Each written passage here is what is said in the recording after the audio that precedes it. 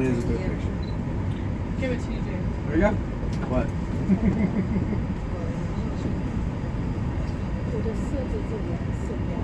Come on, dude. Go the flag. I'm leaving so many doors open for you right now. Like, but you can go so many Side doors, places. front doors, back doors, swing doors. Under doors. Top Top doors. I don't know about those. all of them.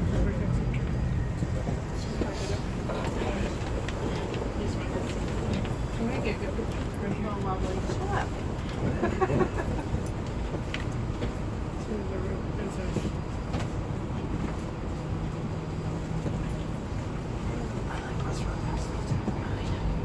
Which way?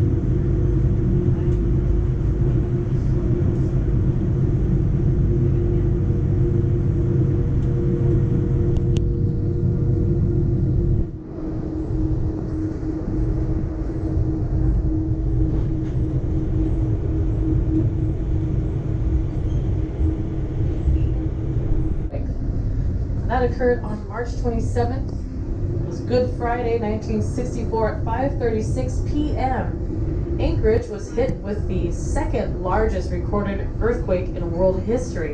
It was a whopping 9.2 on the Richter scale, shook for 5.5 minutes. I cannot fathom that myself. But basically what happened out here, we've got a lot of glacial silt, which is a very fine sediment left over from glacier movement, crushing and pulverizing dirt and debris on their way down mountains over thousands of years.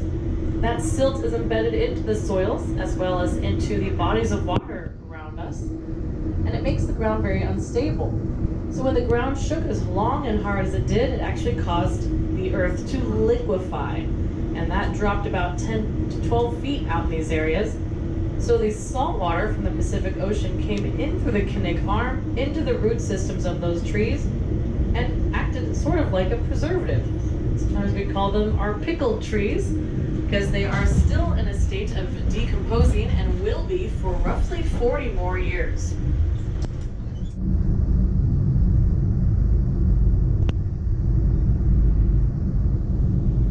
And here in just a moment, we'll cross over the Kinnick River. That river flows from the Kinnick Glacier, which we cannot see, but it's embedded in the Chugach Mountain Range all the way up to our 3 o'clock position on our right-hand side. Now, this is a glacially fed river, of course, so you will not be able to see through it, as that very fine sediment, that glacial silt, is at the very surface of the river.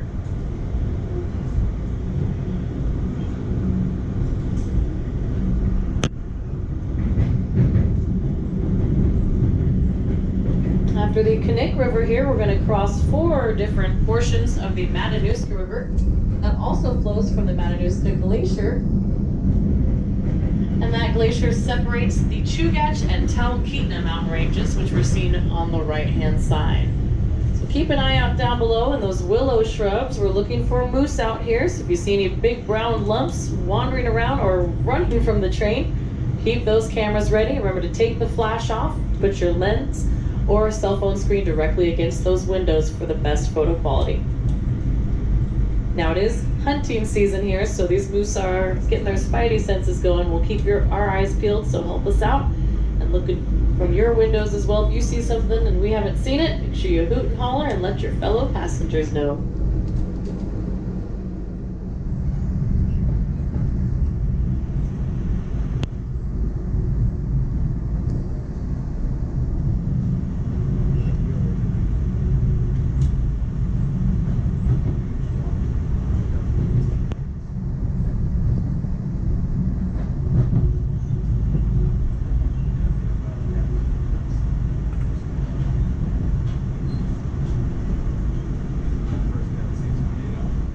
These homes are on average about 350,000 here.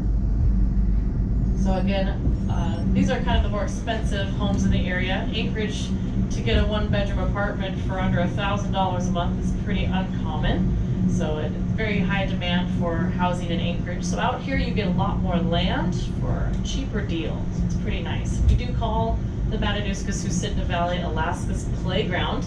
There's many areas you can still get to legally on the side of the road with your four-wheeler or snow machine.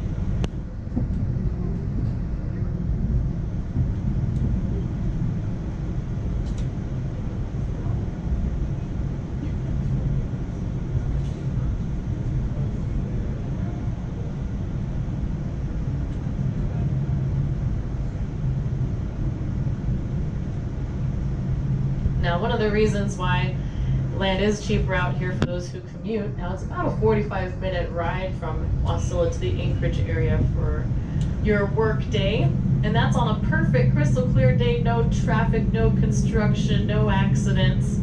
Now, if one thing happens on that highway, there is only one highway to get to Anchorage from here. So it's very hard. Well, there's another highway you can take to go big, way long roundabout. It's the Old Glen Highway. But this is definitely a damper in the day for a lot of commuters if someone goes off the road or say a moose comes out in the road in the middle of winter. So always have to consider your options and definitely leave early heading to work in the morning.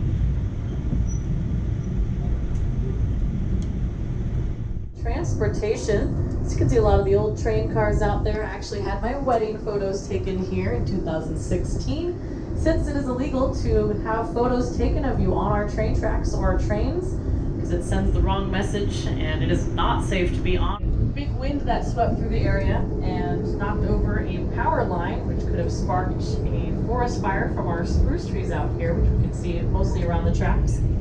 So we'll be going kind of slower through this area as they are still having our firefighters come out here to mostly make sure that the areas are safe. We still have trees that are crispy out there falling down around residents trying to come back to their homes or clean the areas. So a lot of safety measures being taken here, but I believe they had just over 400 firefighters out in this area total taking care of the fires along the rail belt and our George Parks Highway.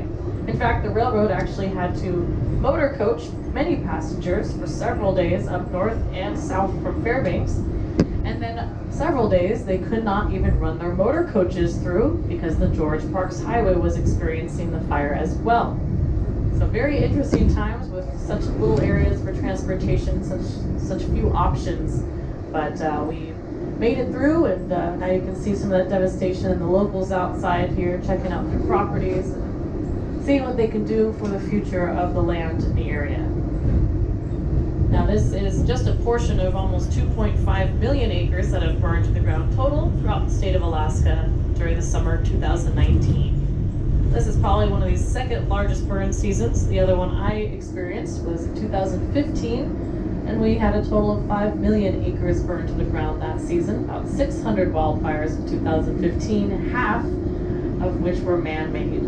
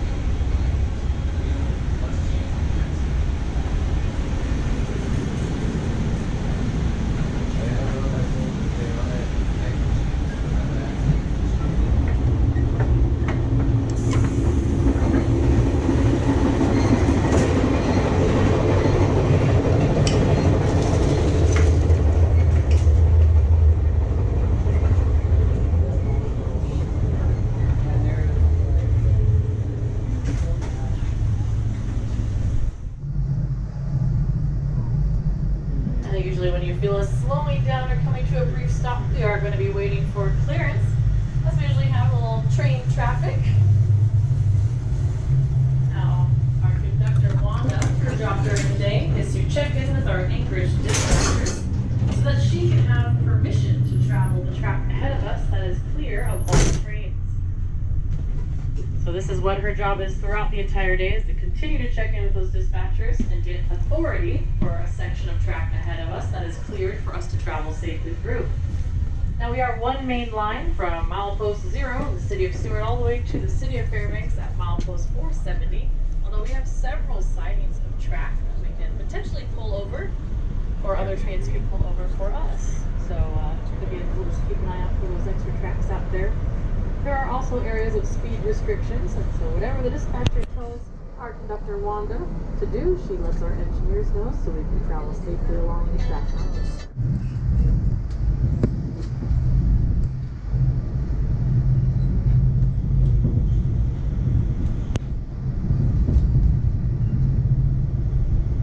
Good evening, good afternoon, I'm sorry, ladies and gentlemen. This is Diana, your onboard dining captain speaking. For those of you who just joined us from Tokyo, welcome aboard. For the rest of the passengers, I'll go over the same announcement very briefly. I would like to inform you how our lunch service is gonna work today. We're gonna proceed absolutely the same way. I'm gonna walk from car to car, row by row, asking every one of you if you'd like to join us for lunch. Once I complete the reservation list, I'm gonna seat you in our dining car. As Mia mentioned earlier, we would like to ask you to do not seat yourselves so we can run everything smoothly and in an organized manner. And we're always gonna be sure that there is a table ready. In 1963, when a couple with their family came out to Alaska, they drove from the Midwest. Mary and Clyde Lovell and their family came out here to Alaska. Clyde eventually started working for the railroad, and they found this area along the tracks that they were very interested in. So again, we see in the city of Sherman coming up, this Sherman City Hall smack dab in the middle. And again, we'll be passing by the depot area here, so you'll get some good photo ops.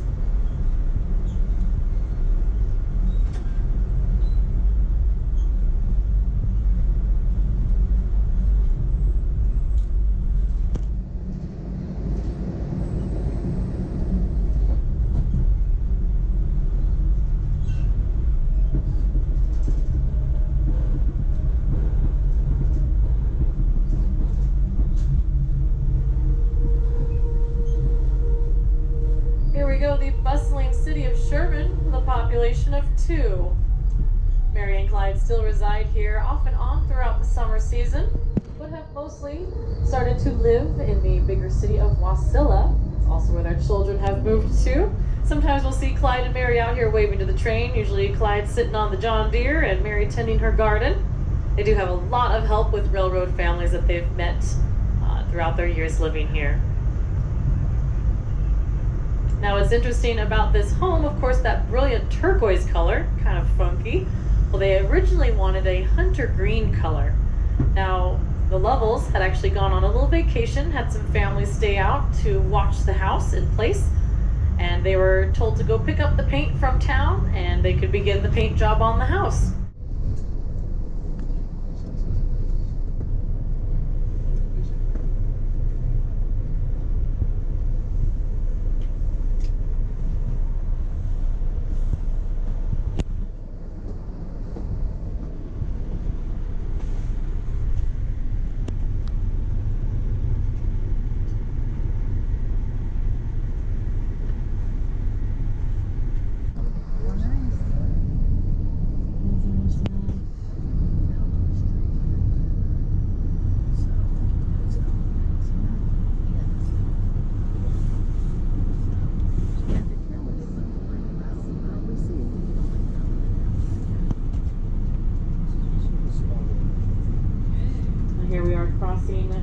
The Indian River. We have 3 more crossings of this beautiful clear river.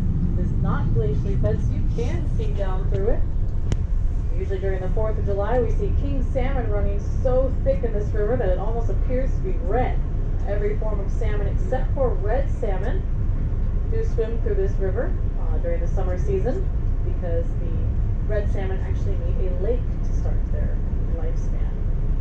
Now we're going to be coming up around a nice big curve, one of the smaller of the curves that we do have along the entire rail belt. So if you're interested in getting photos of the front engine around that, should be coming up on our right-hand side. It's a big heads up, so just make sure if you're getting those cameras ready, just know that's coming up in just a few more miles. We want to make sure that you get that nice view of the front engine. The reason being, it is blue and gold like our state colors, and also just like our state flag has the Big Dipper on the side of it, as well as the word Alaska. So again, we'll be seeing the Indian River about 3 more times crossing over it, and we'll be paralleling it for a few more miles after that. We've got some gorgeous scenery coming up here for anyone interested in photos.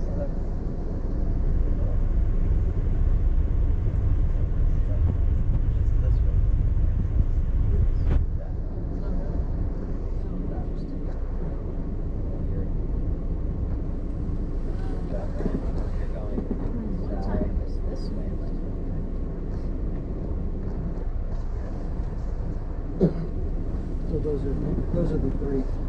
You might see some colorful flags around the rail here. And this is the home and also the art gallery of Shannon Cartwright. She is a local author and illustrator, mostly known for her illustrations for local children's books. She writes all about different travels through Alaska, different areas, mostly about the wildlife. So even for big kids at heart, she's got amazing stories, a little something for everybody. Definitely check her out. If you head back to Talkeetna, she does have a gallery called the Dancing Leaf Gallery at Talkeetna. But for the Hurricane Turn train, our summer flag stop train that leaves Talkeetna, goes to Hurricane Gulch and back to Talkeetna about 5 days a week, we'll drop locals and visitors off to visit her gallery and meet her and her dog Ella. Now when Shannon was a young girl, she's actually from Detroit, Michigan. She grew up not really seeing a lot of wildlife or wilderness at all, and she would actually live in the concrete jungle, if you will. But her favorite pastime was going to the city zoo with her brother and her grandfather. She would love to see the animals. She became really interested in artwork, would draw the animals at the zoo, and then eventually went to college for art, and decided she wanted to move to Alaska because she was inspired by her grandmother, who was a traveling nurse throughout the local villages up north. And she would frequent between 75 different northern villages as, again, a traveling nurse here in Alaska. The one thing, besides carved ivory, muglucks made of sealskin that she'd wear at school as her boots, all sorts of different trinkets and treasures from the Alaska Native villages, but the one thing she could never send Shannon when she was younger was a children's story from Alaska. So this also inspired Shannon to become an illustrator and eventually author some of her own books one day. So she is quite successful. A lot of her books are sold in our gift shop. You can find them all over the state of Alaska or online. Again, her name is Shannon Cartwright, and she is one of the only residents that live out along the tracks year-round. In fact, she stayed in her cabin all winter this past year just to finish up one of her new books that hopefully will be debuting soon.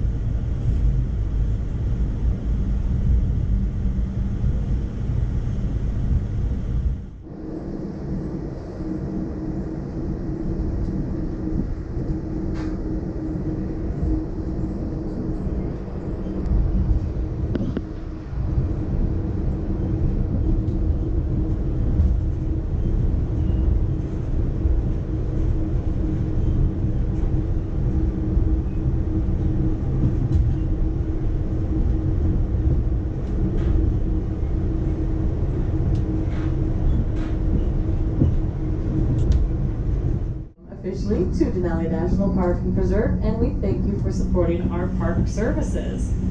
And this area consists of 6 million acres of protected land for the local wildlife. And that all began back as an idea from a gentleman named Charles Sheldon in the early 1900s. Through these areas, we had a lot of railroad construction camps, mining camps for gold and coal, so there were a lot of men out here working those rails and in those camps.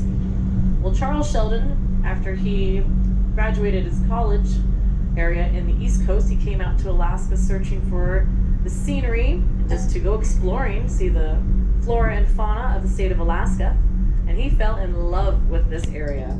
So much, in fact, that he would come back year after year, and he started noticing the population of wildlife dwindling, simply because the camps of all the men were starting to consume wild game, including the very hard to get to and hunt Dall sheep, which is supposedly a delicacy. Now, Charles Sheldon wanted to put a stop to this. He wanted those animals to be here for the future of folks that came to visit Alaska to enjoy them as well. So he decided to get a bunch of his wealthy friends from the East Coast, as he himself was quite wealthy, forced the mountain to crumble and roll all the way down here along the tracks that we'll be seeing in the next few miles.